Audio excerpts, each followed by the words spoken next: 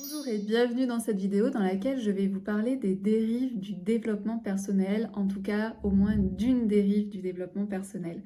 Je suis Peggy et vous pouvez retrouver toutes mes nouvelles vidéos donc, dans la chaîne YouTube J'ose et alors by Peggy en vous abonnant, en cliquant sur la petite cloche et au moins vous recevrez toutes les nouvelles vidéos.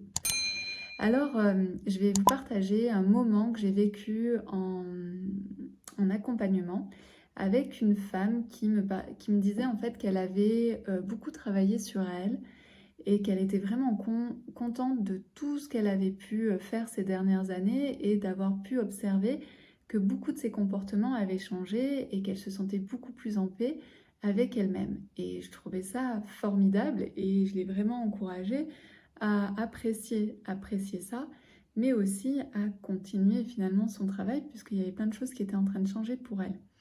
Et puis, elle me dit que, par contre, elle n'est pas tout à fait satisfaite, notamment de la relation qu'elle peut avoir avec le père de son enfant.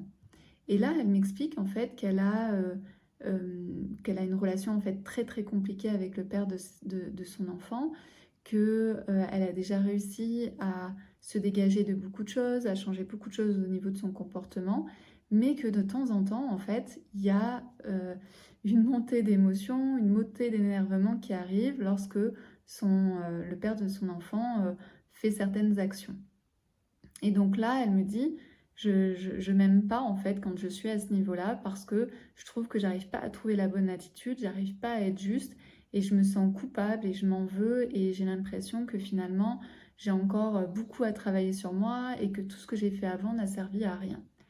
Donc voilà la situation dans laquelle je me retrouve et je vois en fait que ça résonne chez d'autres femmes, que cette problématique résonne chez les autres femmes parce que ces autres femmes ont aussi fait beaucoup de travail sur elles et pourtant il y a plein d'endroits, il y a plein de moments dans leur vie où elles craquent, où elles sont prises d'émotions, où derrière elles peuvent ressentir de la culpabilité de ne pas agir de la bonne manière.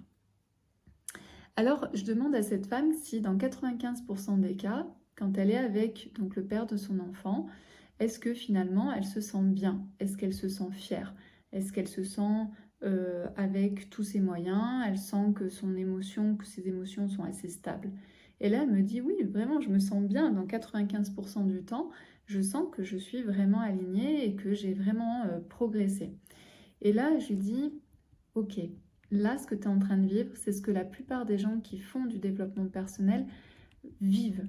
C'est-à-dire qu'on a toujours cette impression avec le développement personnel que plus jamais vous n'allez vivre d'émotions, que plus jamais vous allez vivre de situations compliquées, alors que c'est totalement faux.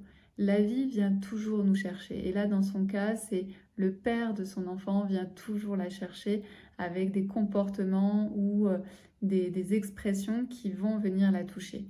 Donc, c'est normal en fait que vous puissiez vivre, si c'est votre cas aussi, ce genre de choses. Moi, ce que je lui demandais là, à ce moment-là, c'est d'observer tous les changements qu'elle avait pu vivre avant, comment tu réagissais et maintenant, comment tu réagis. Et surtout, si dans la plupart du temps, dans la grande majorité du temps où tu te retrouves avec le père de ton enfant, si tu te sens bien, si tu te sens en paix, mais c'est gagné, c'est que tu as fait le bon travail.